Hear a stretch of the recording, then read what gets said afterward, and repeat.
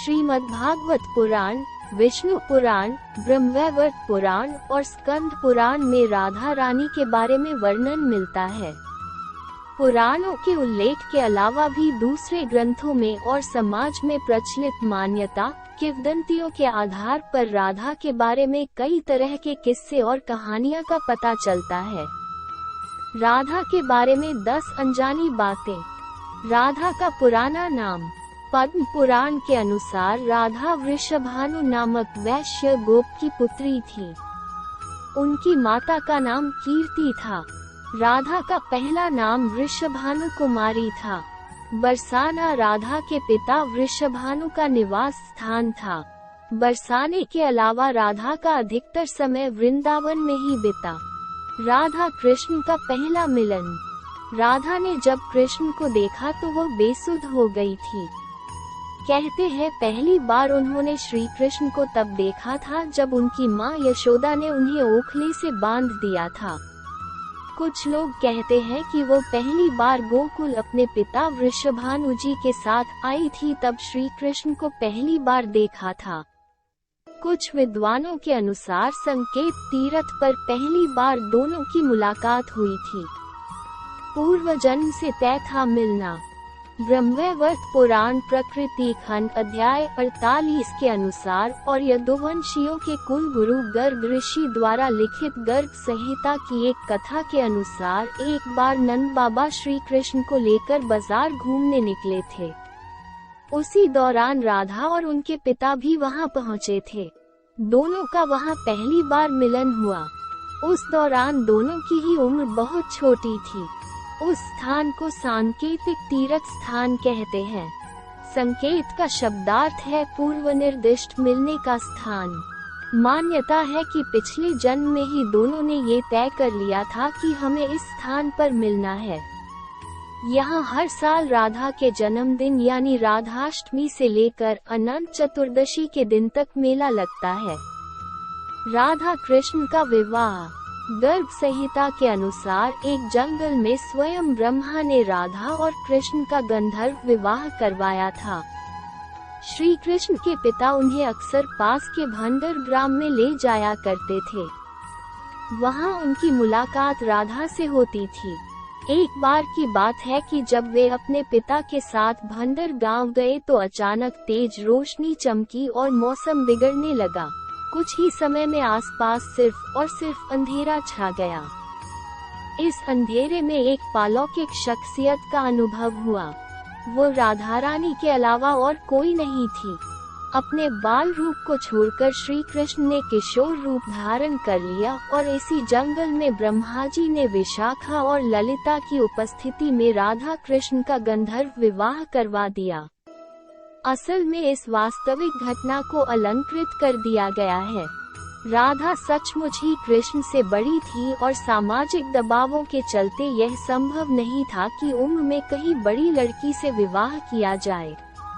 लेकिन यदि दोनों के बीच प्रेम रहा होगा तो निश्चित ही गुपचुप रूप से गंधर्व विवाह किया गया हो और इस बात को छुपाए रख। अंतिम महाराज।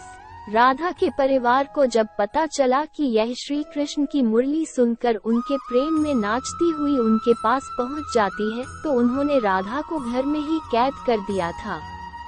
तब श्री कृष्ण ने अपने साथियों सहित एक दिन उन्हें रात में कैद से मुक्त कराकर उद्धव और बलराम सहित अन्य सखिया के साथ रात भर नृत्य किया था। ये रात पूर्णिमा की रात थी जब महारास हुआ था।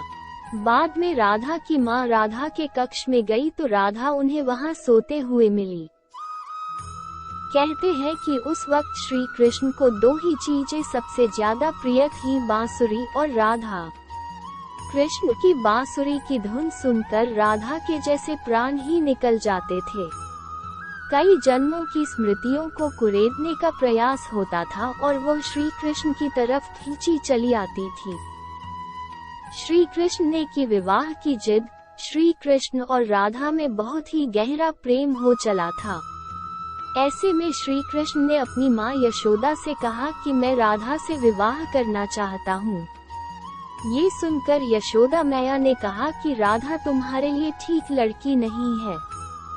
पहला तो ये कि वो तुमसे 5 साल बड़ी है, और दूसरा ये कि उसकी मंगनी यशोदे के भाई रायन पहले से ही किसी और से हो चुकी है, और वह कंस की सेना में है जो अभी युद्ध लड़ने गया है। जब आएगा तो राधा का उससे विवाह हो जाएगा। लेकिन जब श्री कृष्ण नंद और यशोदा दोनों से ही नहीं माने तो ऋषि गर्ग ने उन्हें बताया कि तुम्हारा जन्म किसी महान लक्ष्य के लिए हुआ है। तब श्री कृष्ण को राधा को छोड़कर जाना पड़ा। श्री कृष्ण ने दी राधा को अपनी मुरली। भगवान श्री कृष्ण के पास एक मुरली थी जिसे उन्होंने राधा को छोड़कर मथुरा जाने से पहले दे दी थी। राधा ने इस मुरली को बहुत ही संभाल कर रखा था, और जब भी उन्हें श्री कृष्ण की याद आती तो वह यह मुरली बजा लेती थी। श्री कृष्ण उसकी याद में मोरपंख लगाते थे और वैजंती माला पहनते थे।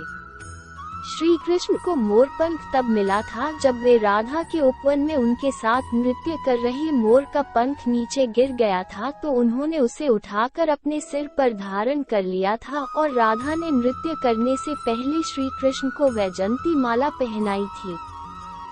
वृंदावन है राधा का खास स्थान। कान्हा पहले गोकुल, फिर नंदगांव और बाद में वृंदावन में रहने लगे थे। वृंदावन में ही राधा के परिवार के लोग भी रहने आ गए थे। बस वहीं पर जन्मा राधा और कृष्ण का प्रेम पनपा। विष्णु पुराण में वृंदावन में कृष्ण की लीलाओं का वर्णन मिलता है। मान्यता है कि यहीं पर श्री कृष्ण और राधा एक घाट पर युगल स्नान करते थे। यहीं पर श्री कृष्ण और गोपियां आंख मिचौनी का खेल खेलते थे। यहीं पर श्री कृष्ण और उनके सभी सखा और सखियां मिलकर रासलीला करते थे। कृष्ण की शरारतों के कारण उन्हें बांके बिहारी कहा जाता है। यहाँ पर यमुना घाट के प्रत्येक घाट से भगवान कृष्ण और राधा की कथा जुड़ी हुई है। रायान से विवाह। ब्रह्मवैवर्त पुराण के प्रकृति खंड 2 के अध्याय 49 के श्लोक 39 और 40 के अनुसार राधा जब बड़ी हुई तो उनके माता पिता ने रायान नामक एक वैश्य के साथ उसका संबंध निश्चित कर दिया। उस समय राधा घर में अपनी छाया का स्थापित करके खुद अंतर्धान हो गई। उस छाया के साथ ही उत्तरायण का विवाह हुआ। इसी श्लोक में आगे बताया गया है कि भगवान श्री कृष्ण की माता यशोदा का वह रायान सगा भाई था, जो गोलक में कृष्ण का अंश और यहाँ यशोदा के संबंध से उनका मामा था। मतलब ये कि राधा श्री कृष्ण की मामी थी। यदि हम यह माने कि श्री कृष्ण यशोदा के नहीं देवकी के पुत्र थे तो फिर राधा उनकी मामी नहीं लगती थी। रायान को रापान अथवा अयन घोष भी कहा जाता था। पिछले जन्म में राधा का पति रायान गोलोक में श्री कृष्ण का अंशभूत गोप था। कुरुक्षेत्र और द्वारिका में राधा जब कृष्ण वृंदावन छोड़कर मथुरा चले गए, तब राधा के लिए उन्हें देखना और उनसे मिलना और दुर्लभ हो गया।